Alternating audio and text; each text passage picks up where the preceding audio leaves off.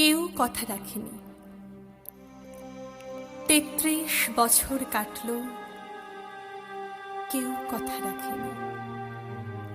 ছেলেবেলায় এক বষ্টমী তার আগমনী গান হঠাৎ থামিয়ে বলেছিল, শুক্লা দ্বাদশীর দিন অন্তরাটুকু শুনিয়ে যাবে।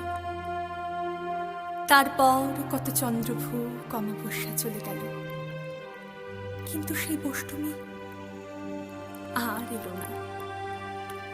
২৫ বছর প্রতীক্ষায় আছি। মামা বাড়ির মাঝি নাদের আলী বলেছিল, বড় হও দাদা ঠাকুর, তোমাকে আমি ৩ প্রহরের বিল দেখাতে নিয়ে যাব। সেখানে পদ্ম ফুলের মাথায় সাপ আর ভ্রমর খেলা করে। নাদের আলী, আমি আর কত বড় হব? আমার মাথা এই ঘরের ছাদ ফুঁড়ে আকাশ স্পর্শ করলে তারপর তুমি আমায় ৩ প্রহরের বিল দেখাবে। একটা রয়্যাল গুলি কিনতে পারিনি কখনো। লাঠি লজেন্স দেখিয়ে দেখিয়ে চুষেছে লস্কর বাড়ির ছেলেরা। ভিখারির মতন চৌধুরীদের গেটে দাঁড়িয়ে দেখেছি ভিতরে রাস উৎসব। অবিরল রঙের ধারার মধ্যে সুবর্ণ কঙ্কন পরা ফর্সা রমণীরা কত রকম আমাদের হেসেছে। আমার দিকে তারা ফিরেও যায়নি। বাবা আমার কাঁধ ছুঁয়ে বলেছিলেন, দেখিস একদিন আমরাও। বাবা এখন অন্ধ, আমাদের দেখা হয়নি কিছুই।